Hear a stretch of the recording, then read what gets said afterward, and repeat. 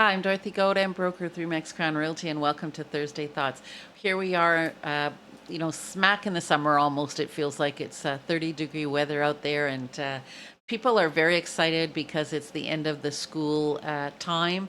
I do find the market kind of slows down a little bit, and it did. Our June numbers are not as good as our May numbers, and that's to be expected because people are so busy with end of school events, and that's just fine.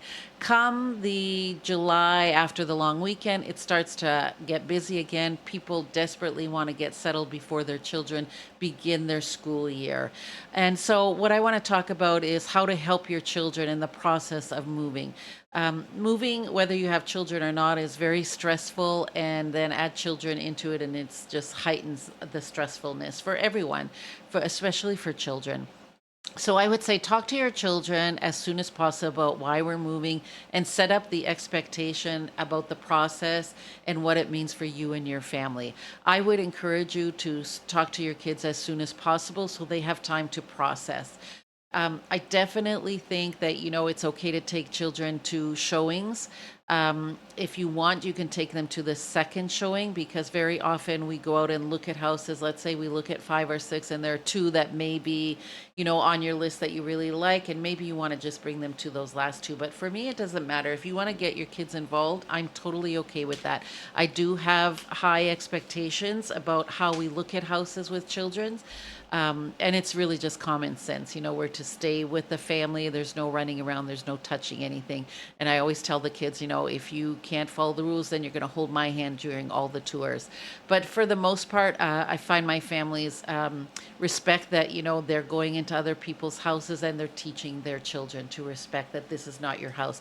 And they love looking at houses. It's very interesting. I have a lot of young families, and the children just get right into it. Now, you don't want to see 10 houses at a time when you have children. You want to just, see a couple at a time because, it's tiring. I mean, it's tiring for adults to see 10 houses, so you can imagine what it's like for children. I would encourage everyone to go to the areas where you're thinking of moving and bring your kids and go on a little adventure and see what the community has to offer. Show them where the schools are, show them where the arenas are if you're into sports that are at arenas, show them where the parks are. Just make it an adventure and see in this community, this is what we can expect, and it's going to be fun and it's going to be good for us.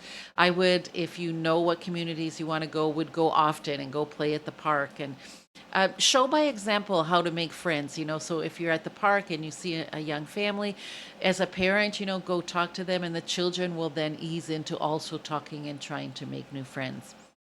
If you're moving to a new school district, I would encourage you to set up an appointment, maybe more than one, to go check out the school so the kids, when they come to school for the first time in September, they are a little bit knowledgeable about the layout of the school. Perhaps they've met their teacher, perhaps they've met the principal.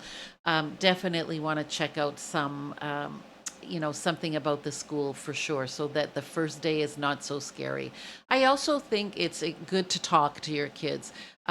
It's normal to be nervous. It's normal to have some stress, and share with them as an adult. I have the same feelings, and we're in this together.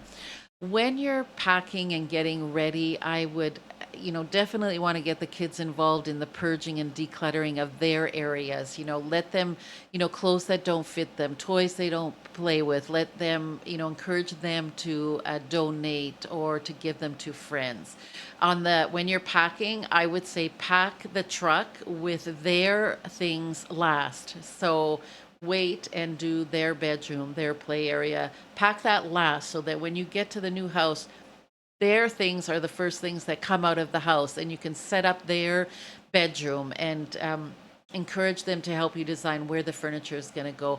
I would not change anything in their room, as I would leave it as much as possible the same, with the same bedspread, the same whatever, so that they have a comfort level of where they are. And then I would set up the kitchen after I set up the kids' areas, because they're gonna want to eat. And that brings me to, on moving day, I would make sure that I have a suitcase that has enough things to get us through the next couple of days. So their favorite toys, if they have a favorite blanket, their favorite snacks, anything that will give them comfort, and clothes, like for the next few days are going to be very chaotic, trying to get settled in. So try to have a suitcase that allows them to have all their favorite things, and then that should put them at ease. Help them stay connected with their friends, and now with FaceTime and texting and emailing, it's so much easier to be and stay connected. And then when you do settle in, still encourage that this is an adventure. Let's go check our community. I hope you find this helpful. I know it's very stressful, especially with children. As always, you can reach me at Dorothy Godin at remax.net or 705-561-2360. Enjoy the day, enjoy the week.